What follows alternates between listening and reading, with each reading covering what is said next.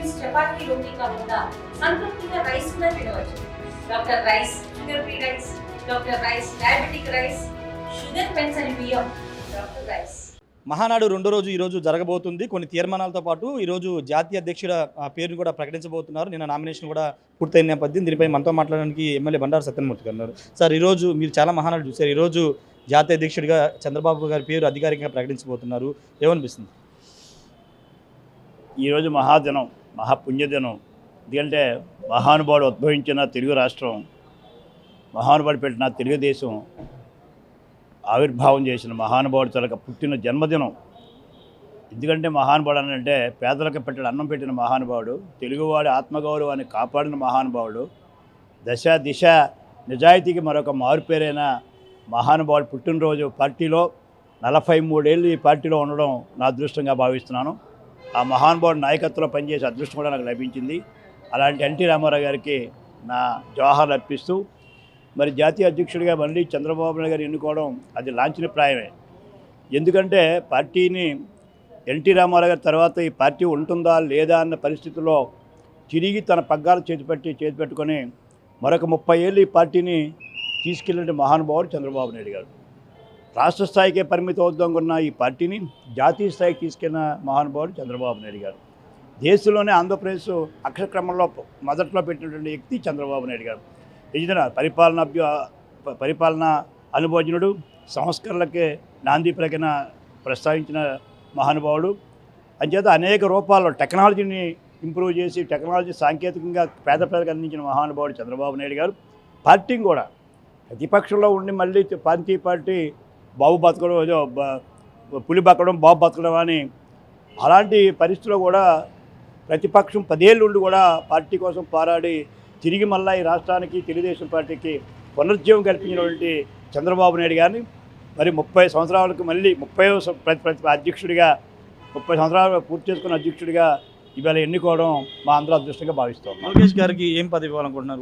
Working president ఇస్తే పార్టీని కొంత ముందు నడిపించే అవకాశం ఉందని చాలామంది మాట్లాడారు. ఎందుకంటే చంద్రబాబు నాయుడు గారు పరిపాలన దీంట్లో ఎక్కువ కాలం ఉండడం వలన, కేంద్ర రాష్ట్ర రాజకీయాల్లో సతమతం అవడం వలన, రాష్ట్ర పునరుజ్జీవనం చేయడం వలన మళ్ళీ ఒక్కసారి పునర్నిర్మాణం జరుగుతుంది. ఈవేళ గత 5 సంవత్సరాల విధ్వంసం వలన పునర్నిర్మాణం జరుగుతుంది. అధికారపూర్వకంగా వారు ఎక్కువ కాలం వెచ్చించడం వలన కార్యకర్తలకు అందుబాటులో ఉండరేమన్న అభిప్రాయం కార్యకర్తకు వస్తూ ఉంది. దాన్ని యువగలం ద్వారా లోకేష్ గారు పూర్తి చేశారు. ప్రతి కార్యకర్త పరిచయం పెంచుకున్నారు, ప్రతి ప్రాంతంలో ఉన్న సమస్యలు తెలుసుకున్నారు, ప్రతి ప్రాంతంలో ఉన్న కార్యకర్త అనుభవం పెంచుకున్నారు. అంచేత లోకేష్ గారు జనరల్ సెక్రటరీగా ఉన్న అధికారపూర్వకంగా వర్కింగ్ ప్రెసిడెంట్గా ఉంటే అధ్యక్షుడే నిర్ణయం చేయవలసింది అధ్యక్షుడే. లోకేష్ గారు అవ్వచ్చు, ఇంకో కుటుంబం అవ్వచ్చు. అంచేత అధ్యక్షుడిగా వీరే ఉన్నట్లయితే కొన్ని విషయాలు లోకేష్ గారి సమక్షంలో పరిష్కారం అవుతాయి. కొన్ని విషయాల్లో మాకు అందుబాటులో ఉంటారు. మేము ఇంకా పార్టీ పరంగా చంద్రబాబు నాయుడు గారిని ఇబ్బంది పెట్టకుండా లోకేష్ గారితో మాట్లాడి చిన్న సమస్యలు ఉంటే పెద్దలు లోకేష్ గారి సమక్షంలోనే పరిష్కారం అయిపోతే పార్టీ ఇంకొక 40-50 ఏళ్ళు మళ్ళా పునాదులు వేసుకొని ఇంకా ప్రజల మధ్యకి వెళ్ళే అవకాశం ఉంది. అంచేత లోకేష్ గారిని జనరల్ సెక్రటరీగా ఉన్నా సర్వం తనే పార్టీని చూస్తూ ఉన్నాం.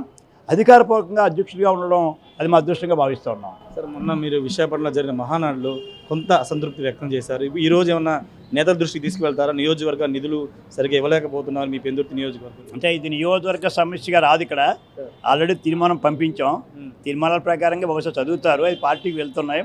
అది నేను అసంతృప్తి అనేది పార్టీ మీద కాదు. కొంతమంది మంత్రులు నిధులు ఇచ్చేటప్పుడు వెనుకబడిన ప్రాంతాలను చూడాలి, వెనుకబడిన ప్రాంతానికి ప్రాధాన్యత ఇవ్వాలి. అది కాకుండా మేము మంత్రులం కదా, మేము ఎక్కువ నిధులు పట్టుకెళ్తాం అన్న పరిస్థితి వచ్చింది కొన్ని ఇక్కడ.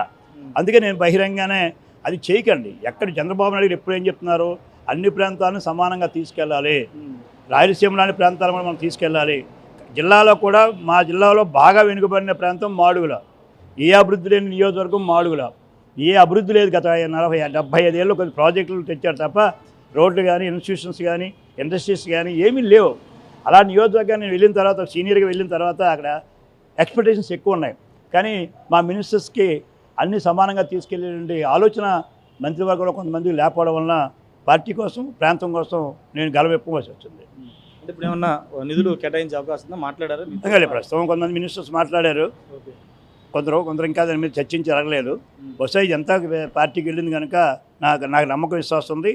చంద్రబాబు నాయుడు గారు, లోకేష్ గారు అన్ని నియోజకవర్గాలని ఒకే స్థాయిలో తీసుకెళ్ళి అన్నీ కూడా లెవెల్ ఫీల్డ్కి తీసుకొస్తారని ఆశ నాకుంది. Thank you. ఖచ్చితంగా ఒక నమ్మకం అయితే ఉందని చెప్తున్నారు. అన్ని ప్రాంతాలు అన్ని నియోజకవర్గాలని అభివృద్ధి చేయిస్తామని చంద్రబాబు గారు చెప్పారు కాబట్టి ఆ దిశగా అందరూ మంత్రులు నిధులు కేటాయింపు విషయంలో అన్ని నియోజకవర్గాలకి ప్రాధాన్యత ఇవ్వాలని మాడుగుల ఎమ్మెల్యే బండారు సత్యనారాయణమూర్తి చెప్తున్నారు. నేను వివాదాస్పద వ్యాఖ్యలు చేయలేదు, తన మనసులో మాట నా బాధను మాత్రమే చెప్పానని బండారు సత్యనారాయణమూర్తి చెప్తున్నారు. Camera person Srinivas, Rajesh RTV, Kadapa నుండి.